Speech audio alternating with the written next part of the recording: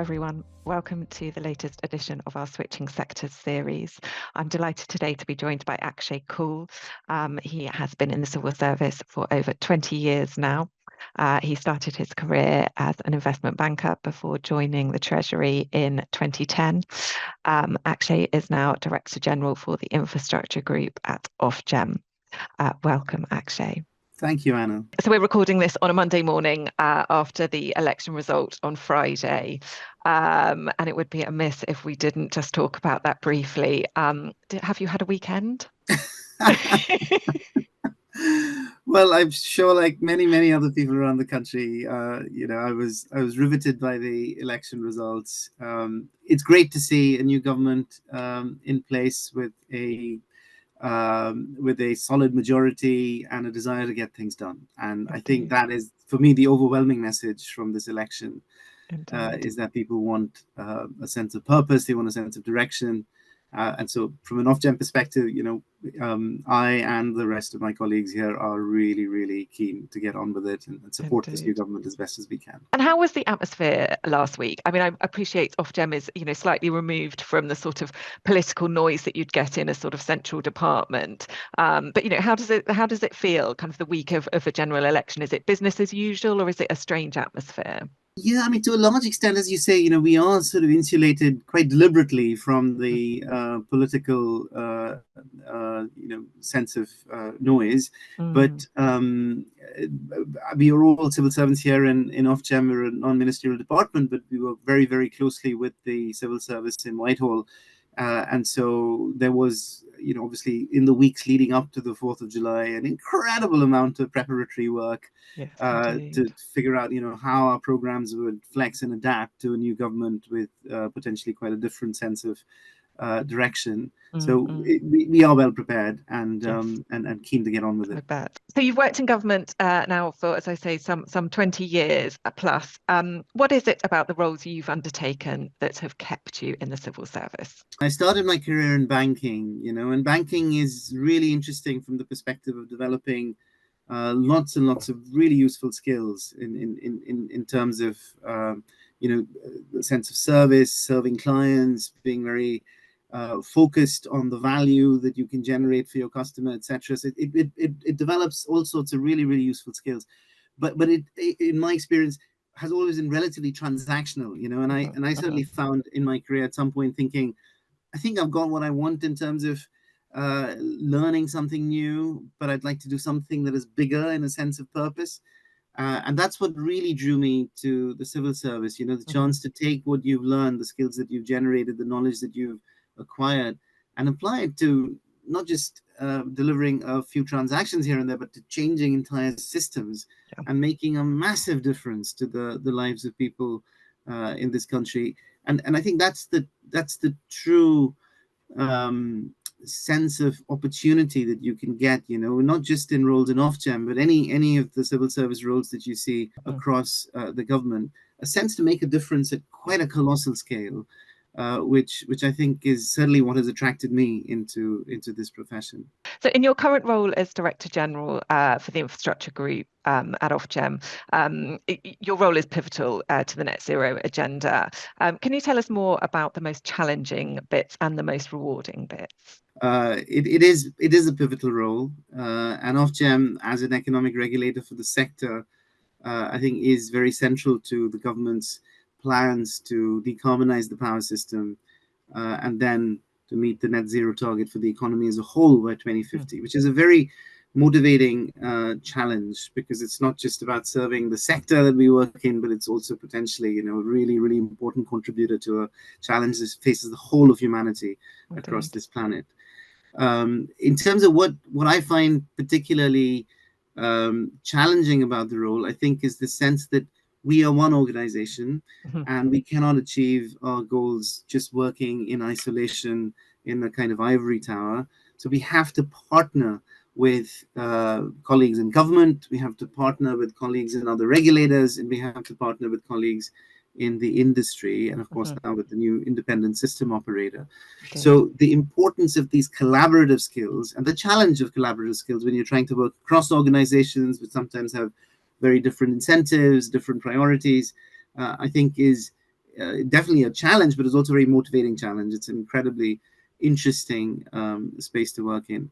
And then in terms of the things that I find, that are most motivating when you do solve these problems is a chance really to, I think they say it's in the ikigai, if you work on something where the problems are really interesting and you can use your skill and knowledge to solve those problems, and solving those problems makes a real difference. And I think you see the combination of those three things in economic regulation in the energy sector, where Mm-hmm. some of our most totemic problems in the sector, like how to connect all this renewable energy to the grid as quickly as possible while still keeping the lights on, Mm-hmm. is a fantastic generational challenge.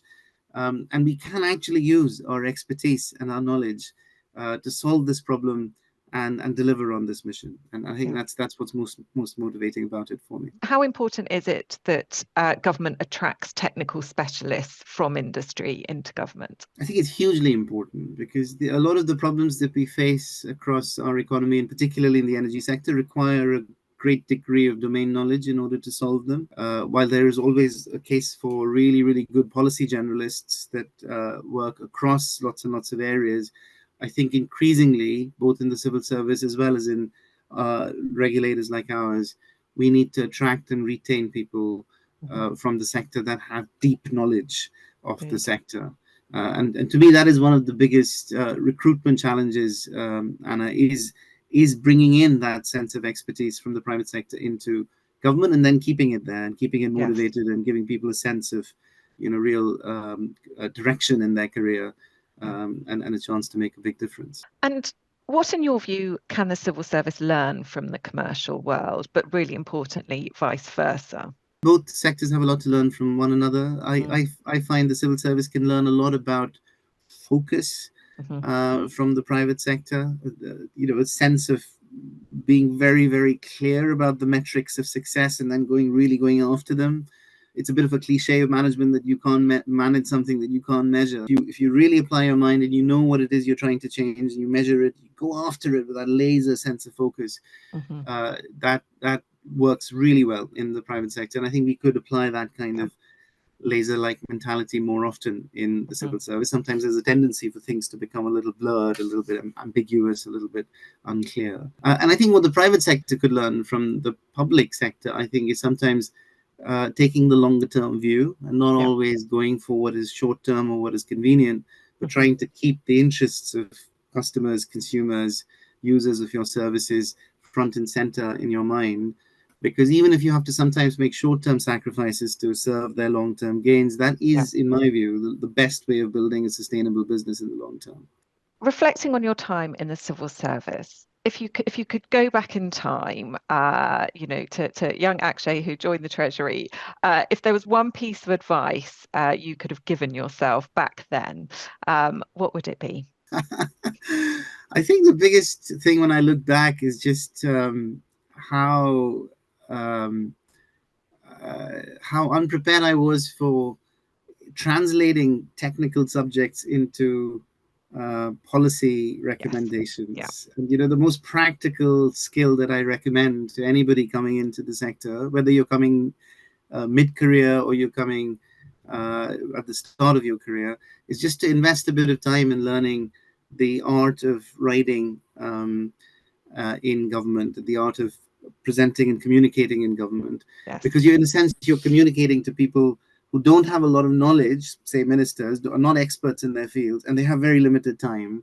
And you have to be able to take what you know, which is very technical and very deep, and translate it into something that is very pithy, very concise, very compelling. And then I find actually when you go back, it's a skill that you can take back very profitably into the commercial sector. Because if you Yeah. go up then in front of boards, in front of CEOs, these are similarly very time poor individuals, and so Yeah.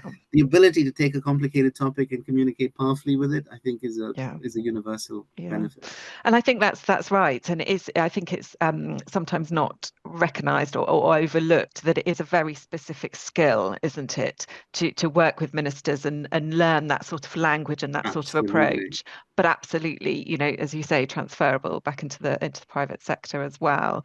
Um, you've worked on some really high profile and impactful infrastructure programs in your career. What have been the highlights and what are you most proud of? So I'm most proud of the work that I did in setting up the private finance initiative and getting a lot of private capital into much needed sectors like schools and healthcare in the Blair and Brown administrations. I'm also really, really proud of the work that I did together with Jonathan Braley about 14 years ago in reforming the electricity markets Yes. to enable the renewable energy revolution that followed. And by far the single biggest intervention that we made that was successful was introducing auctioning for subsidies for renewable energy, which is what has really brought the cost of this renewable energy down so dramatically and led to all the changes that we're seeing in the sector now. I'm also really proud of the work that I did at the Treasury on regenerating Battersea Power Station, which is you take a boat out of the river, you could still go and see the new complex coming up. And it's so fantastic. It's a part of London. It's a part of London's history. And it's great to see that site, which has remained undeveloped for nearly 30 years, completely getting a makeover and becoming such a buzzing center of the city. And it sort of reminds me, that these are the reasons why I do the job that I do, because you make a difference and you can see it tangibly in front of you. That's it. So I'm going to finish the session with the question that I ask everyone. For anyone out there who's listening to this, who's considering a move into government or into the public sector, what would be your advice? What would you say to them, Akshay? So the biggest piece of advice I think I would give is follow your heart. If you believe that you're ready to come into the public sector and you're motivated by the right kinds of things, which is to make a difference to society as a whole, you will find enormous application of your skills and your expertise, and you get remarkable satisfaction from doing that. But be prepared as you come in from the private sector into government that you do have to face some degrees of frustration with bureaucracy, with process, with managing stakeholders. And I often find the people that burn out the quickest when they come in from the private sector, those that are simply not prepared for that. People who come in and think it's as quick as just getting something done in a company. It tends to be way more complicated than that. That is part of the process of bringing people together and getting something big done. So as long as you can come in with clear eyes and be motivated by the right things, I think you will do remarkably well. Wonderful. Really interesting insights. Thank you, Akshay. I will leave you to your busy day, but it's been lovely to see you and I very much appreciate you giving us your time. My pleasure, Anna. Thank you so much. All right. Take care.